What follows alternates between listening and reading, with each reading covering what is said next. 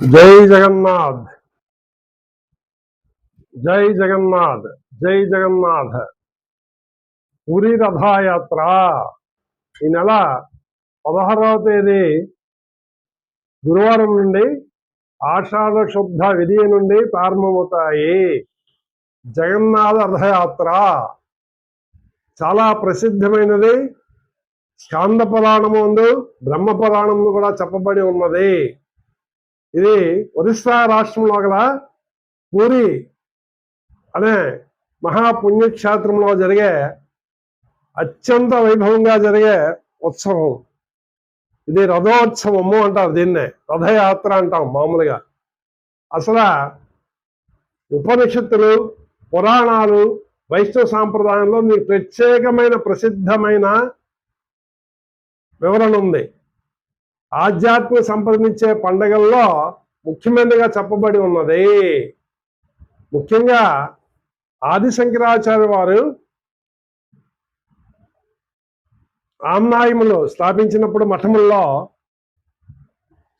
ఇక్కడ తూర్పు తీరములో గోవర్ధన మఠం అనే పీఠాన్ని స్థాపించారు.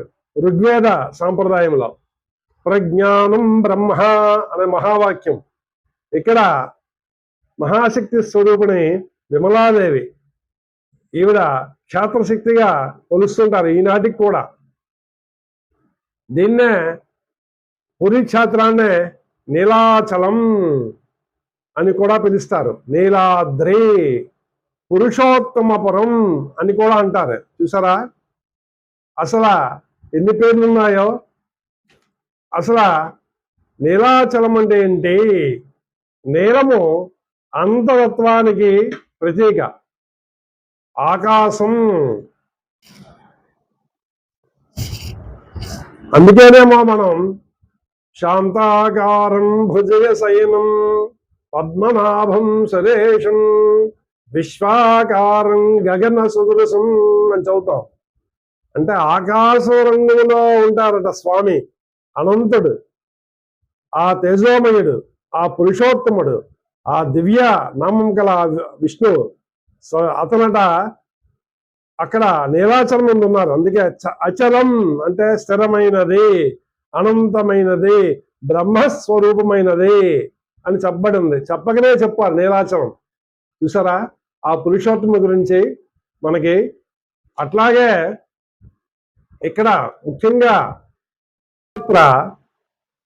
సామాన్య చూస్తే రథాలు 3 మనకి కనబడతాయి. కానీ దానిలోని విశేషం ఏంటంటే రథయాత్ర ఆధ్యాత్మిక యాత్ర, జీవన్ముక్తికి యాత్రగా మనకి పురాణాలు చెప్పాయి. దానిలో ఒక ప్రామాణికమైన శ్లోకం ఒకటి ఉంది. ఆత్మానం రథినం విద్ధి శరీరం రథమేవతు బుద్ధింతు సారథిం విద్ధి మనః ప్రగ్రహమేవచ అని. అంటే జగన్నాథుడే పరమాత్మట. అసలు రథము ఈ శరీరము, గుర్రాలు మన ఇంద్రియాలు, దశేంద్రియాలు, అలాగే సారథి బుద్ధి, పగ్గాలు మనస్సు. చూసారా ఈ అన్నిటినీ కలిపి మనం రథము, రథయాత్ర అంటారు. అంటే దీనిలో ఉన్న అంతరార్థం ఏంటంటే మనస్సు బుద్ధి నియంత్రణలో ఉండి ఇంద్రియాలు ధర్మ మార్గంలో నడిపిస్తే జీవుడు పరమాత్మను చేరుకునే యాత్రే రథయాత్ర అనే దీనిలో అంతరార్థం అండి.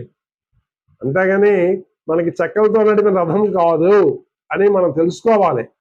ఇది అసలు ముఖ్యమైన విషయం. ఏంటంటే మన ప్రతి పండుగలో కూడా మన సనాతన సాంప్రదాయంలో ఒక సంకేతం ఉంటుంది, ఆధ్యాత్మిక సంకేతము. దాన్ని మనం పట్టుకోవాలి.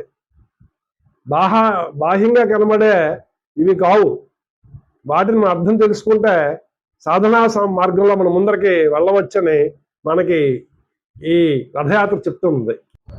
జై జగన్నాథ అంటే ఏంటి? అసలు జగన్నాథం దర్శించుకుంటేనట భక్తి ప్రపత్తులు పెరుగుతాయట. అలాగే రథాన్ని చాలా మంది భక్తులు లాగడానికి కొన్ని లక్షల మంది వెళ్తారు అక్కడికి. ఎందుకు? ఇది లాగడం వల్ల భగవంతునికి ఎంతో సంతృప్తిని ఇస్తుందట. మనం భగవంతుడి యొక్క రథాన్ని లాగితే భగవంతుడు అంత ఆనందించి మనకి ఆనందాన్ని ఇస్తారట. అలాగే జై జగన్నాథ జై జగన్నాథ నామస్మరణ చేయడం వల్ల కూడా చిత్తశుద్ధి కలుగుతుందట. చూసారా? అంతేగాని రథాన్ని లాగడం వల్ల ఉపయోగం ఏంటంటే ఇవన్నీ ఉన్నాయి మనకి. అలాగే రథం యాత్ర ముఖ్యంగా 3 రథాలు అక్కడ జగన్నాథ స్వామి యొక్క ఆలయం నుంచి బయలుదేరి గుండించా మండపము, దీన్నే మనము గుండిచా యాత్ర అని కూడా అంటాం యాక్చువల్గా దీన్ని. ఆ మండపానికి చేరుకుంటాయి. అక్కడ నుంచి ఆ 3 రథాలు చేరుకుంటాయి. ఒకటి నందిఘోష రథం, ఇది పరమాత్మ యొక్క రథము, జగన్నాథుడి యొక్క రథము. దీన్ని 16 చక్రాలు ఉంటాయండి. అట్లాగే తాళధ్వజం ఈ 2వ రథం, దీనికి 14 చక్రాలు ఉంటాయి. దీనిపై ఎవరు ఉంటారు? బలరామ స్వామి ఉంటారు. అట్లాగే 12 చక్రాలతో గల దర్పదల రథం, దీనిలో సుభద్రా దేవి ఉంటారు. ఈ 3టికి ప్రత్యేకత ఏంటంటే పరమాత్మకి విగ్రహాన్ని అనుగ్రహానికి నందిఘోష అయితే, ధర్మం బలం గురుతత్వాన్ని ప్రతీక బలరాముడి యొక్క తాళధ్వజ రథం. అలాగే మనిషిలో ఉన్న అహంకారాన్ని దర్పాన్ని నాశనం చేసేదే దర్పదవన రథం, సుభద్రాదేవి ఉండేది. ఈ 3 రథాల యొక్క ప్రత్యేకతలు ఇవి. అసలు ఈ రథయాత్ర వల్ల ముఖ్యంగా మనకు తెలిసేది ఏంటంటే రథయాత్ర స్థలము పూరి క్షేత్రము, శ్రీక్షేత్రం అంటారు.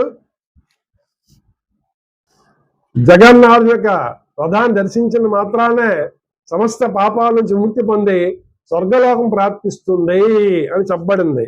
అట్లాగే జై జగన్నాథ్ విద్యుక్త రథయాత్రం మరో అద్భుతాత్ అశ్వమేధం సహస్రస్య ఫలం ప్రాప్నోత్ సంశయం. అంటే జై జగన్నాథ జై జగన్నాథ జై జగన్నాథ్ అని స్మరిస్తూ రథయాత్రలో పాల్గొన్న వారికట 1000 అశ్వమేధ యాగం చేసిన ఫలితం వస్తుందట. చూసారా? అంత సులువుగా చెప్పారా మనకి ఆ పురాణాలు. అశ్వమేధం చేయలేము కాబట్టి తప్పకుండా ఈ పూరి జగన్నాథ స్వామిని దర్శించుకోండి. వీలైతే జగన్నాథ స్వామి రథాన్ని మీరు లాగండి.